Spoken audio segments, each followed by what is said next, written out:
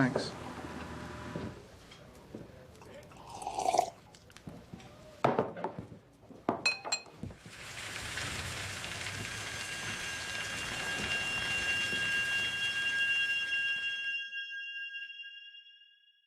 Some years ago, having little or no money in my purse, and nothing particular to interest me on shore, I thought I would sail about a little and see the watery part of the world.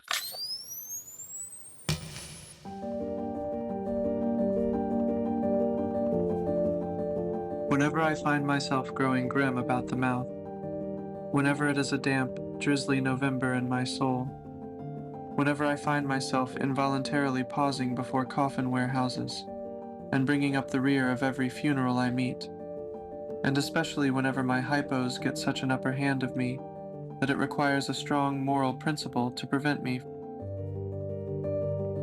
from deliberately stepping into the street and methodically knocking people's hats off, then I account it high time to get to sea as soon as I can. This is my substitute for pistol and ball.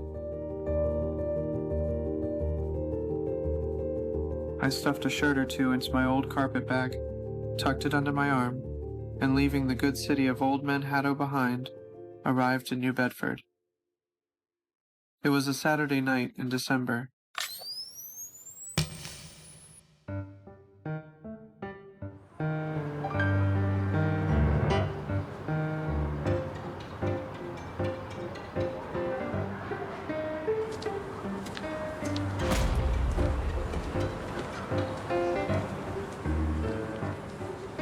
Much was I disappointed upon learning that the little packet for Nantucket had already sailed, and that no way of reaching that place would offer till the following Monday.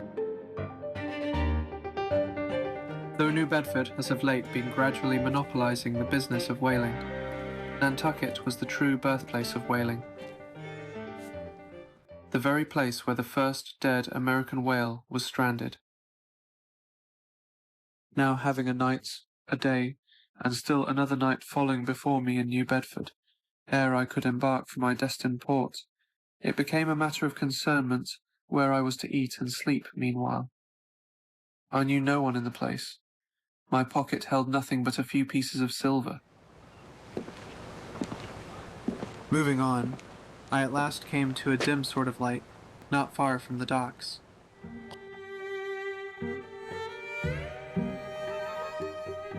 It was a queer sort of place.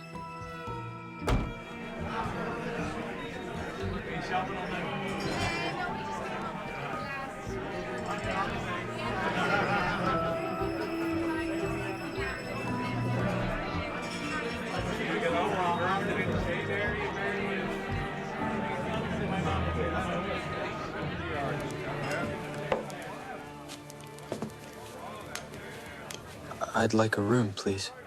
The house is full, not a bed unoccupied.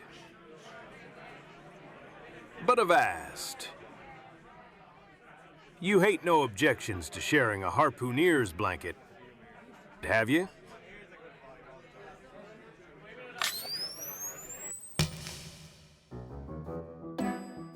I told him that I never liked to sleep two in a bed. That if I should ever do so, it would depend upon who the harpooneer might be, and that if he really had no other place for me, and the harpooneer was not decidedly objectionable, why rather than wander further about a strange town on so bitter a night, I would put up with the half of any decent man's blanket. I thought so. All right.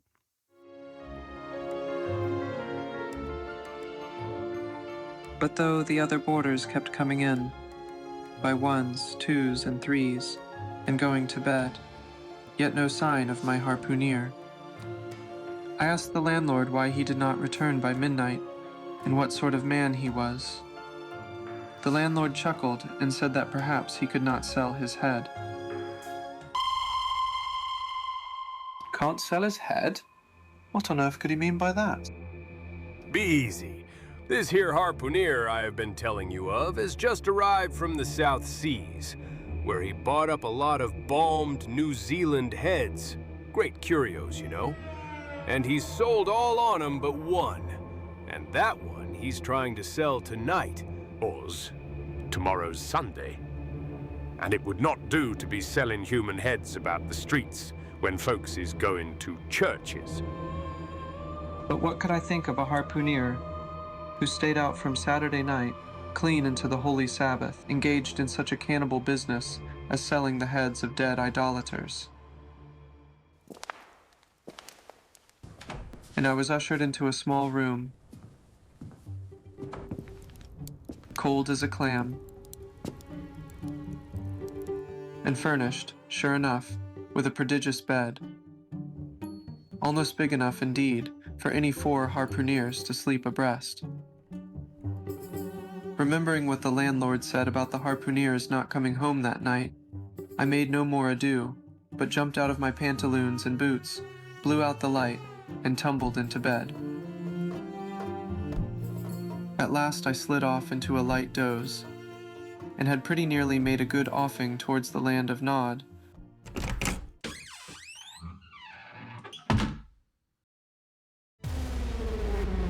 When the stranger entered the room, holding a light in one hand and that New Zealand head in the other.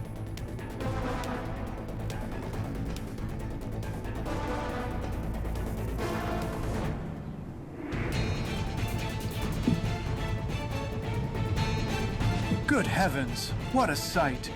Such a face!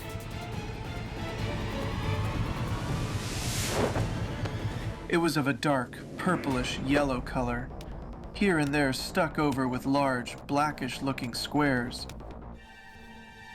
They were stains of some sort or other. Yes, it's just as I thought. He's a terrible bedfellow.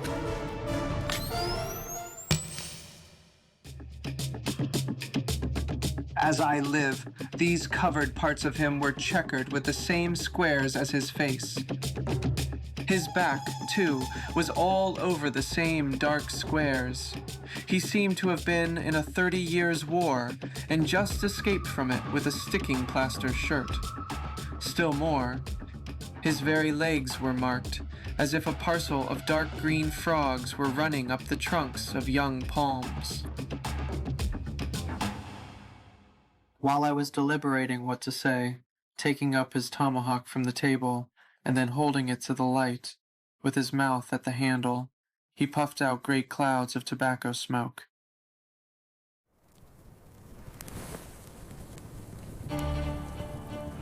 And this wild cannibal, tomahawk between his teeth,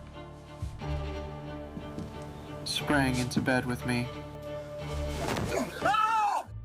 I sang out. I could not help it now. And giving a sudden grunt of astonishment, he began feeling me. Who ate the bellew? You no speaky. Tamme I kill it. And so saying, the lighted tomahawk began flourishing about me in the dark. Landlord! For God's sake, Peter Coffin! Save me! Speaky. Telling me who he be, or damn me, I kill ye. At that moment, the landlord came into the room, light in hand. Don't be afraid now. Queequeg here wouldn't harm a hair of your head. Queequeg, look here. You sob me, I say be you. This man sleep you sob? Me sabby plenty. Then Queequeg, brandishing his tomahawk at me, spoke. You get thee in. He really did this in not only a civil, but a really kind and charitable way. I stood looking at him a moment. For all his tattooings, he was on the whole a clean, comely-looking cannibal. What's all this fuss I've been making about, thought I to myself. The man's a human being, just as I am. He has just as much reason to fear me as I have to be afraid of him. Better sleep with a sober cannibal than a drunken Christian. I told the landlord to have him stash his tomahawk, or pipe, or whatever it was, as I did not fancy having a man smoking in bed with me. When this was told to Queequeg, he at once complied, and politely motioned me to get into bed, rolling over to one side of it. I turned in.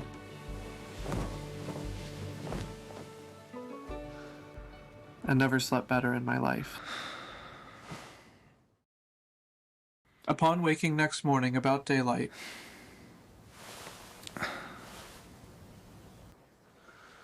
I found Queequeg's arm thrown over me in the most loving and affectionate manner. You had almost thought I had been his wife. My sensations were strange.